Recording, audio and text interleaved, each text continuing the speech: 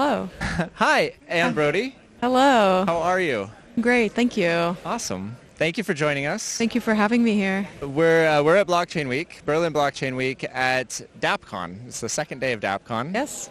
And how has your Berlin Blockchain Week been? It's been incredible. I've been meeting incredible people. It's always interesting to have that interaction, on Twitter, and then you actually meet the person and you put a face to their avatar, and that's always this really exciting moment. So I've been having a lot of these experiences. It's really great. That's like the best part of these in-person events. Yes. And they're so important. Yes. Like, I have been following you for a while on X, and we connected through there. So I'm really grateful that you came over, and now I can put a face with your avatar. Yes, likewise. And also CT could be like a totally different world, totally misrepresent how things really are in reality. So it's really nice to get grounded here and actually meet the people and talk to them like humans.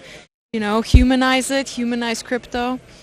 Yeah, humanizing crypto is it's definitely needed. Yes. And it's a really interesting intersection, this between anthropology and technology. So tell me a little bit about your background. Yeah, so my background is in anthropology. I started doing a master's very early on, back like in 2017 when Ethereum was still sort of in its earliest roots. I learned about Bitcoin, and I was really fascinated by it. It seemed like super cool at the time, and I wanted to know more, but I didn't really feel like Bitcoin was sort of the crowd or culture for me. This was when Ethereum was started sort of like uprising, and a lot of things started happening in Ethereum. And I learned about Ethereum, and I wanted to study the devs. I wanted to study how they think about decentralization. I wanted to understand what kind of experiments they were running, which was just not only premised on money, as in the case of Bitcoin, but actually what you call the world computer, right? It was about decentralizing basically different assets, different things beyond money, and that was really exciting to me. And so I just started doing research on Ethereum devs to understand how they approach decentralization. And that took me into a whole PhD project where I was studying DAOs and public goods. So I come from a very humane side of inquiry into this world. There's a lot of business here, but I've always been curious about the people. It was always about the people for me, and really trying to understand their worldviews and their ideologies and what they're trying to do in this space, and just really ask a lot of why questions, getting people to really think about the why they're here. So yeah, and it's brought me, to where we are now, post PhD.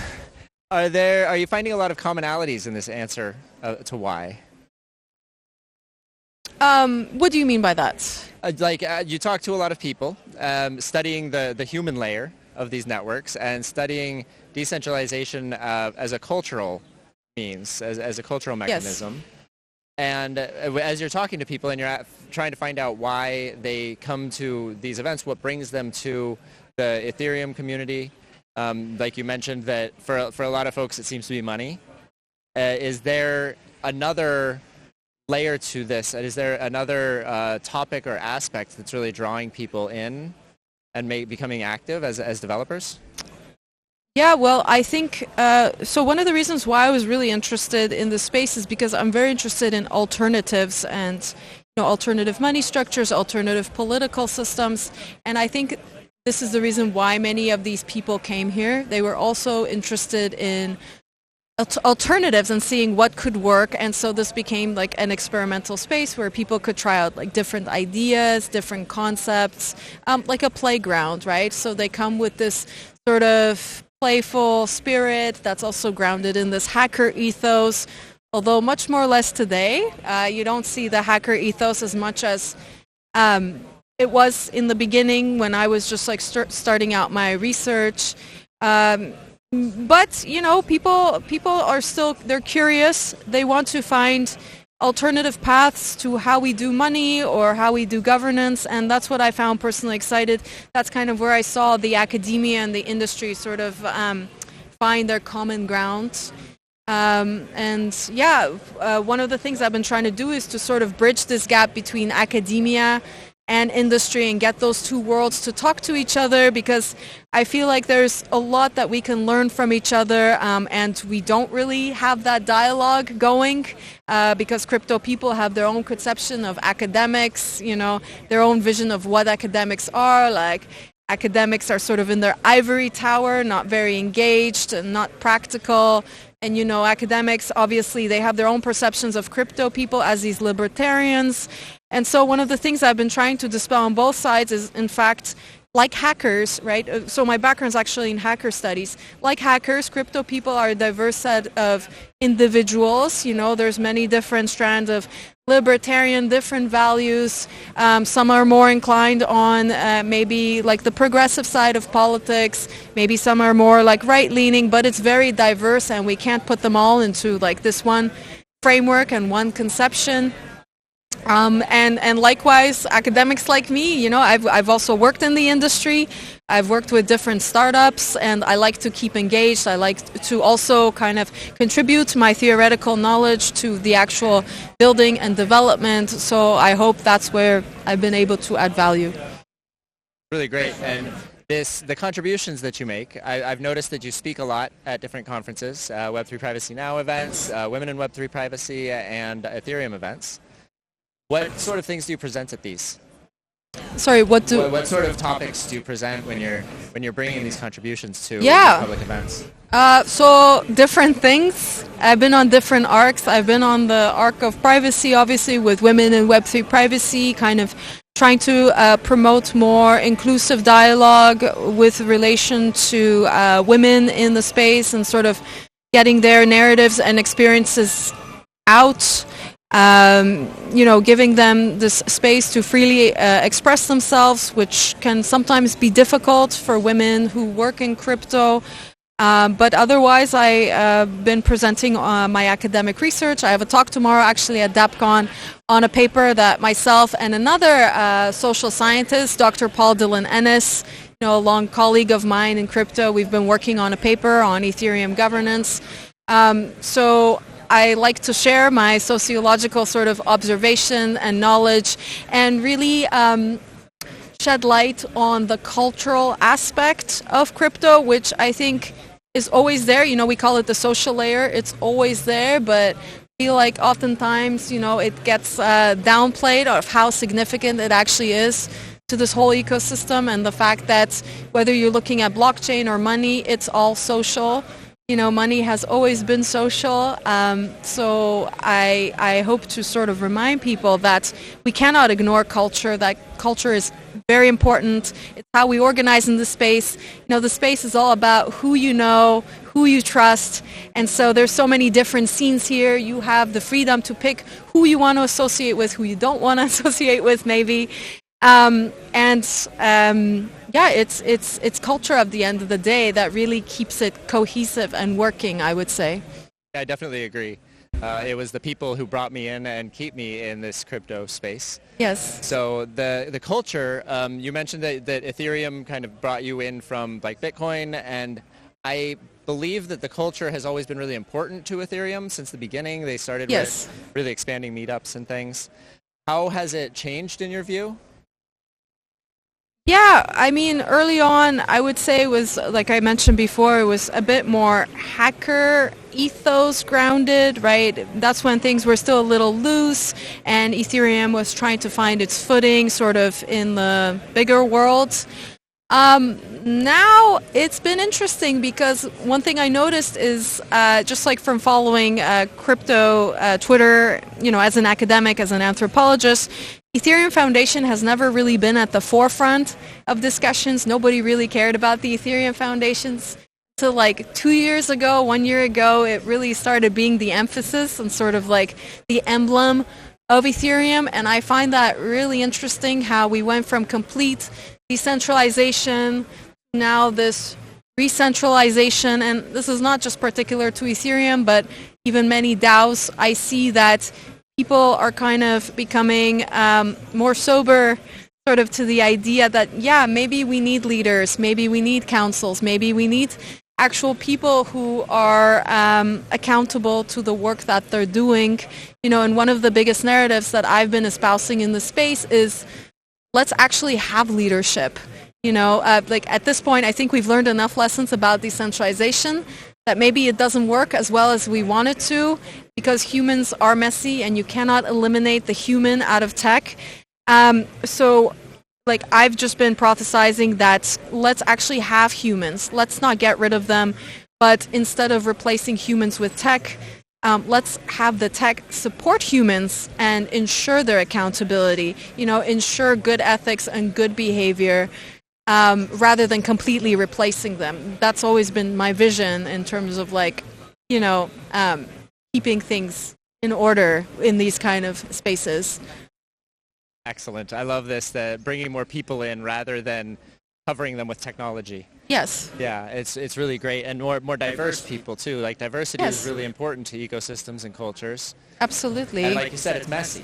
It's messy as it grows, and so that's where we get to governance, and these roles that you're talking about, these centralized roles that you're talking about, are a part of the direction that governance is kind of going. Can you talk a little bit more about where you see the current state of governance in the Ethereum ecosystem? So I don't really follow governance as much these days in Ethereum. I know that a lot of it is around EF. Dr. Paul Dillon-Ennis would be a much better person to speak to on Ethereum's governance specifically. But in terms of the direction of DAOs, I see that there's a huge funding issue. Public goods funding, especially with regards to DAOs and all their tooling, that was a problem from the beginning, and that continues to be a problem. And I often think about how capital flows in this ecosystem in a way that is just very unfair sometimes, where people who are doing meaningful work around public goods and really bringing value to sort of as many as people as possible, they're not getting access to that funding, and that makes me sad,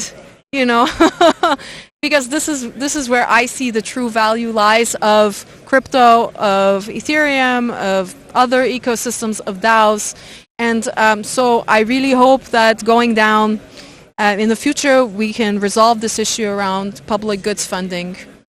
Yeah, it's very important. And there are a lot of events, there's a lot of talks about public goods funding, at Funding the Commons, again at Protocolberg. There is a focus on it. What do you think really the problem is, that it's being talked about but nothing's happening?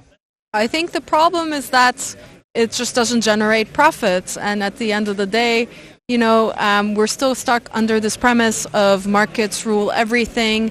There's still a very sort of neoliberal conception of what crypto is and what blockchain is, and it's kind of it always has been historically neoliberal, even as early as the cypherpunks. It was always about sort of using markets to generate profit, but maybe there were more this emphasis on values of permissionlessness, openness, and all that stuff, the cypherpunk ethos, which has been so important. And now I'm seeing that these values are increasingly sort of being more and more diluted as we get more venture capitalists, as we get more of these dominant capital players sort of entering the ecosystem. There's this real identity crisis between these older cypherpunk values and sort of these more pragmatic, business-oriented sort of actors, right, coming into the space and sort of,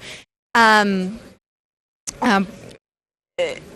guess, expressing their views of what the space should be, of how Ethereum should be. And it really makes me wonder in the first place, what does it mean to mix open source values with finance?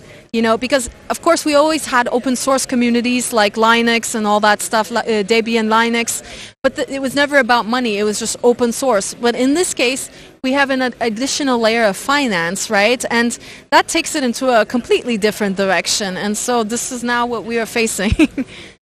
It's an interesting dilemma because open source has been around for a long time, like you said, and these communities are very passionate. They historically have been very passionate with Linux, with like so many different projects, and still like there's a funding problem there. There has been historically, and there are now attempted solutions to it, but they're kind of approaching it from maybe the wrong angle. So, do you think that the diversity that you mentioned before, do you think that that is improving in this space? Is the diversity improving? Do you mean like cultural diversity, or like the diversity of the people that are coming into the project that might offset this focus on finance? I think one of the biggest problems in the spaces is actually CT, and the fact that a lot of governance happens on CT, and also CT is not real.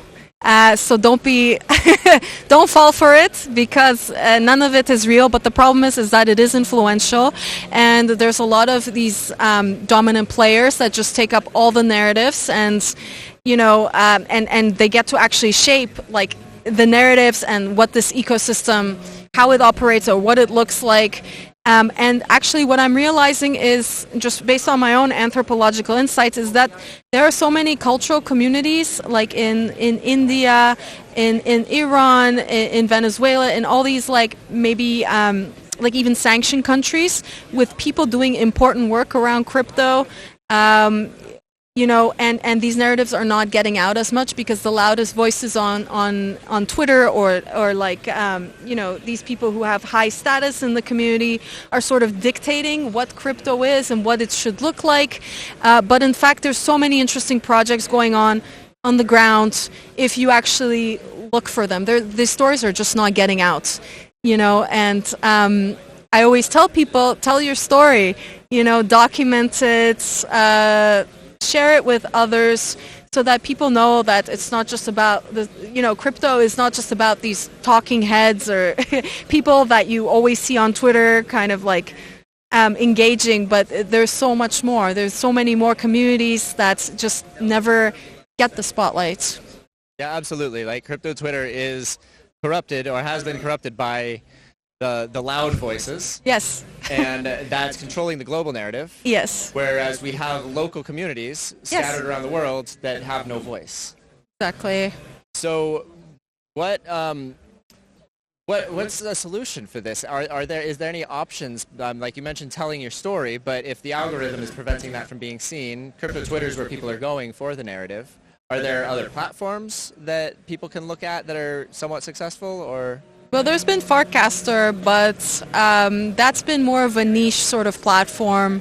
I think it's an acquired sort of taste for it's just seems like it hasn't picked up as well as Twitter. I don't know. I think people are just, they're so accustomed to their ways, like it's a human behavior thing. They're so accustomed to their ways that they're not willing to migrate to other platforms. And also I feel like it has to be a network effect for it to actually work. But no one is actually moving from Twitter for some reason. Everybody just keeps on staying there, and they complain and they say how toxic it is, and yet nobody wants to sort of find alternatives for it. And I think crypto could be significantly improved, both its governance and cultural aspects, if we just moved from Twitter. Yeah, I completely agree. There's a as a community builder myself, a common tip that I get is go where the community is, go where the people are. And this, for the mainstream, means going to crypto Twitter, as opposed to going to the Venezuelan communities, going to the Iranian communities, going to these local communities and reaching out to them and asking, how can we elevate you? How can we empower you? And I'm a part of the D-Web community, and we're real big on people over protocol, people over platforms, and really putting the humans first. So there's a lot of like local first technologies and things like that. So the issue here is like blockchain is this global thing, and the like Farcaster is an on-chain thing, right? So how do we grow a global culture that where the local communities have representation, and is it even possible? Yeah, I've thought about that a lot, and I think right now like I don't know how to answer this question. I have to think about it more. But right now, what I'm seeing trend-wise is this more of like crypto localism starting to emerge, where maybe people are realizing, oh, we failed to sort of save humanity, and all those older crypto narratives around crypto is going to save the world, banking the unbanked, which is a colonials narrative, by the way. People are finally realizing, oh, maybe it's time to actually focus on our local communities and touch grass. So that's one trend that I am seeing emerging right now. And I think this is also where interesting experiments like the circles, Gnosis projects are evolving, which have more of this cosmo-localism bent to them, or also network states kind of experiments are also emerging as these physical communities. I find it all very interesting because there is now an emphasis on the local level, right? And people have their own conception of what it means. But ultimately, people are starting to realize we have to be in physical communities. We need that trust. We need that solidarity in the physical, in the meat space, as we say it, to actually have impact. Trust, you've mentioned trust a few times Yes. now, and I can't help but notice that the word trustless has kind of re-emerged into the narrative of Yes. blockchain and cryptocurrencies. This was Yes. something that we talked about with Bitcoin, and it was kind of dismantled for a while. Do you notice this happening, and can you talk more about the importance of trust and how we can establish it? Yeah, the importance of trust. Well, I mean, I think it's really interesting. Yeah, you're right. We went through complete don't trust, verify, to now let's trust each other. And again, experiments like circles are all about trusting. It's an experiment in money where you're actually trusting people in your network to hold your money, and you hold their money and do transactions just as if I would give you a check and you would trust me and sort of my check that I'm giving to you. So it's really interesting to see these experiments come into being. I think we are realizing that money has always been social, right? Money is a narrative. It's the greatest story that we've told to ourselves, to each other, and it's really a belief system. And it's basically the greatest story ever told. And I think that understanding is finally coming into fruition in the crypto space, that it was never really about the tech itself.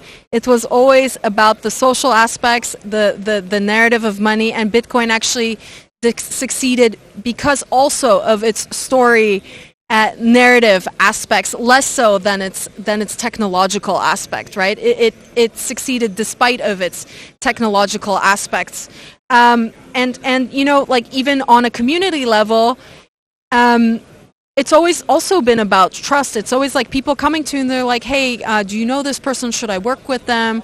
Are they good? Can I trust them? It's always been like that, right? Because crypto is also a very niche community where people are tight and people tend to know each other. So yeah, that's kind of how I see this reprogramming of trust going. The in-person events are so important to this. Yeah. Meeting people face to face, Yes. talking with them, sharing your story, hearing their story. So, forgot where I was going with that. So let's get to the public goods part of this, because it seems to me that there's this money flow problem, and we've talked a lot about how money is a part of this, an essential part, or has become this sort of pillar of cryptocurrency and of blockchain. But the public goods funding isn't getting there. What are some examples of public goods projects that you're seeing that people can start paying attention to? So obviously Circles is a public goods experiment. It's very new. It's an experiment in money, as I said, that's based on social trust. For my dissertation, I studied Giveth. I don't know if you're familiar with that project. So it's a DAO that basically funds projects on the ground in actual like real communities, so that's a project that I was actually particularly excited by, because they really helped a lot of sanctioned communities on the ground, especially when the whole women, life, freedom thing was happening in Iran. They were one of the few DAOs that basically helped us raise funds, because a lot of people at the time didn't really want to do anything, like in the crypto sphere, didn't really want to do anything with sanctioned countries because they were afraid of OFAC and legal regulation and stuff. And so in that regard, Giveth has really lived up to its values around permissionlessness and openness and decentralization. And so I really applaud them on that front. They really helped us out. And there's definitely way more public goods projects out there. I think for any newcomers, I would advise like starting with public goods. If doing good and thinking about alternative governance structures is something that resonates with you, not so much the finance. There's plenty of financial projects that you could get involved with, but I think if you came here for the reason to make this world a better place, as they say, then public goods is the entry point. Yeah, that was where we started with Bitcoin, was to make the world a better place. It was very much a Silicon Valley narrative, though, that was driving it, I think. Yeah. Sort of heroism, in a sense. And now we have more of these, the local communities coming forward with these humanitarian projects, the real public goods projects.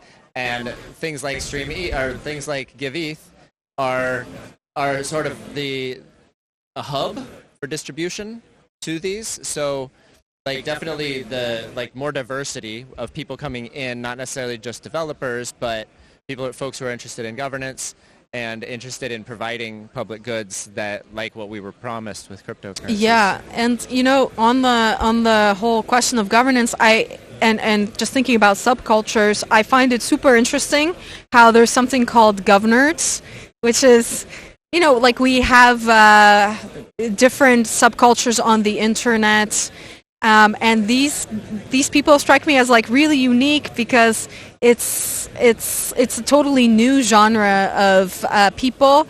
We've always had sort of chats, throughout internet history, bulletin board systems. There are always people conversing with each other. But in this case, it's actually become quite crystallized as a public, these governors, people who are passionate about governance, who devote so much time to doing governance. It really amazes me that this is now a subculture. I would say it's a subculture.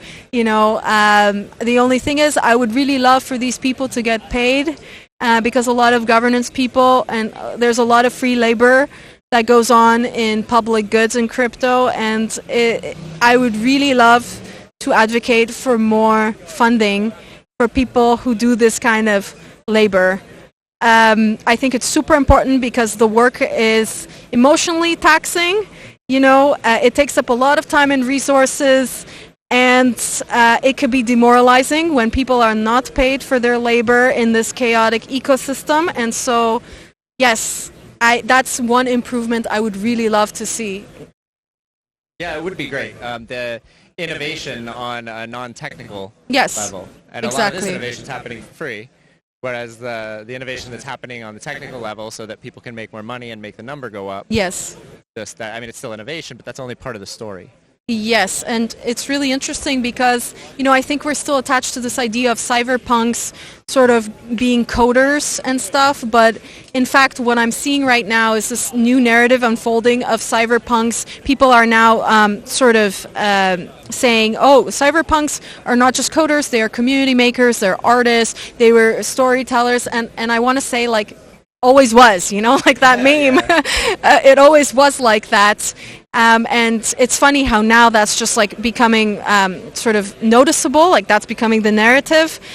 And I think these people play just as much as an important role as coders, because they're the people who ignite this ecosystem, they're the people who inspire, and they're people who preserve the legacy of cyberpunk values as well, right? And that matters, preserving sort of like the history and archive and the culture so that it could live on. I just want to raise awareness around that front. That these people also deserve to be compensated for the cultural work that they do, and the inspiration that they bring to the actual coders. Awesome. And now you reminded me of where I was going with the trust conversation, and that part of the conversation. Privacy is also a big part of what you do and what you talk about. Cypherpunks, this is all very much privacy focused. So where do privacy and trust intersect, or are they like parallel? How do you see this? The way I see it is you can have a more healthy form of sort of relation to privacy than the one that you had in the original cyberpunk ethos. So the way I see it is, yes, cyberpunk values matter, but they must also evolve because the ecosystem and the tech has evolved, and so cyberpunk values must also evolve to sort of match the emerging trends that we are seeing right now.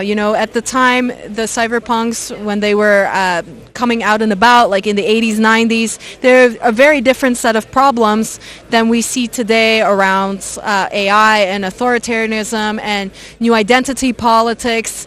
And so I often think that one way to sort of approach this is not enveloping privacy around fear, right, or paranoia, but reframing it as something that is essential to freedom, right, and putting less emphasis on this whole shame, fear that sort of ignited the whole cyberpunk movement. So, for example, this is obviously not my idea, but this is something that I've heard in the space, making privacy cute, focusing on goodness, focusing on trust, because privacy doesn't mean to just completely hide yourself. It means to have the agency to selectively reveal yourself, and we do that all the time anyways, in terms of deciding what we want to post on social media, what we don't want to post, what we want to reveal about ourselves to others, and what we don't, right? So the way I see it is, right now the cyberpunk sort of ethos must go through a makeover, right? We have to rethink it. We need new grammars of freedom to make it relevant. Sort of an evolution of the brand. An evolution, yes. An evolution. You mentioned evolution of technology, and the culture is also evolving. Yes. There's so much change happening, and still the narrative tends to go towards one central narrative of the money profit motive. Yeah. Fascinating. Yeah. This is very cool. Yeah. So I want to ask, how can people find out more about what you're up to? And you have a website, and yes. Tell us about that. I have a website. I mean, I know we just spoke about Twitter and all its toxicity, but yes, unfortunately, because that's where all the discussions happen, you have to stay in the loop. So yes, I am on Twitter. It's Ann Brody 7. You can find my website there. You can find my academic papers there and previous work. I'm very happy to chat more on the cultural aspects and the social side of crypto. Cool. The social side of crypto, now we're at a live event, and these live events are important, and at Berlin Blockchain Week, there's a ton of events. Yes. What have you been enjoying the most about Berlin Blockchain Week, and what are you looking forward to? I've loved Protocolberg. It is now one of my most favorite conferences. This is my first time to attend because it was very focused on philosophy. So I like to think of myself as a philosopher these days. So I really enjoyed the discussions there because they were not focused on money, they were not focused on sort of profit making, and they were really about humans and connection, and how can we rethink sort of our existing value sets around crypto and make it more relevant. And there was a lot of critique, and I also embody a bit of this pragmatic sort of engineering hacker ethos, where I tend to speak what I think without shame. So I really enjoyed that. People would just like call each other out, and sort of like truth and justice is something that was very much valued in those circles. And of course, these are the communities that I like to be around. These are my values. So yeah, really enjoyed Protocol Berg. Department of Decentralization did a great job with it. They Yes. do have a heavy focus on like no shills, no money talk, no sponsors. It was great. Yeah. It was great. I completely agree. Yeah. What other kinds of events that you've been to have that kind of vibe and this focus on like the philosophy stuff? What other events have I been to that focus? Well, honestly, I haven't encountered that many events these days in crypto that mostly focus on philosophy and sort of like no shilling. All my talks have always been philosophical. They've always been academic, you know. So for me, that's always been the focus. And I would love to see more events like that, you know, in the future. DEFCON is obviously a great conference to be part of. It's big.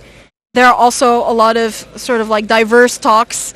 You have to find your niche of what you're interested in. So DEFCON is another conference I would recommend if you're trying to get like a broad overview and understanding of the ecosystem and everything that's happening within it. But again, it's a huge ecosystem. There's so many different scenes. There's so many different cultures, microcultures as I like to call them, and you have to find your people.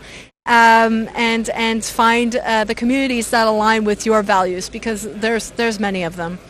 That requires like putting yourself out there, going to these events, watching these videos, and learning about more events. Yes. And it makes me a little sad that the Protocol Berg is such a like singular and unique event. I would love to see more of that sort of thing. Yeah, well, I think it also has to do with preserving like the hacker sort of values and the hacker tradition, right? I think that Protocol Berg still very much embodies that ethos and stays true to it, and I would love to see more of the hacker ethos and culture embedded into crypto the way it always was, like historically from the beginning, before all of this business and finance got mixed in.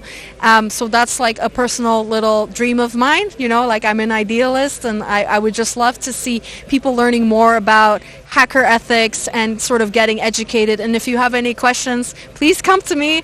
I am more than happy to share my knowledge around the hacker tradition and the history of hackers. What is your website so that people can go and check out your videos and learn more about the philosophies that you talk about? Yes, it's annbrody.com. That's super easy. Yes. And your X profile? Ann Brody 7. Perfect. Super simple. Yes. Awesome. Well, I thank you again for talking with us. Thank you. This is really great. And Thank you. I hope that people listen to you and take this message home and start learning more about hacker culture, about hacker ethos, and really embody that on an individual and a local level. I think that that you're absolutely right about this the like coming together of this culture and on crypto Twitter, and it's not a good thing, and the narrative's being controlled, and it is up to individuals to build a local community in order, and then to share their ideas and develop a more diverse viewpoint. You definitely need mentors and guides in this space, people who have been around to sort of like show you, because there's a lot of newcomers coming in and they don't know what cypherpunk is, they don't know what cypherpunk values and it would really help for someone to actually be a guide and an educator, and I'm a very big proponent of education, and so I think that's what we really need to preserve, those values and culture. An awesome call to action. Yes. A call to action to new people coming in and then like find a mentor, and a great call to action to those of us who have been around. Like, don't be shy to mentor someone. Absolutely. The noobs need some help. They need Absolutely. Everyone comes in and like there's scams all over the place. There's dangerous narratives. So yeah, it's really empowering. Yeah. Awesome. Thank you again, Ann. Thank you so much for having me here, and I appreciate the work that you're doing. Cool. I look forward to talking with you more online and maybe at future events. Sounds great. Thank you.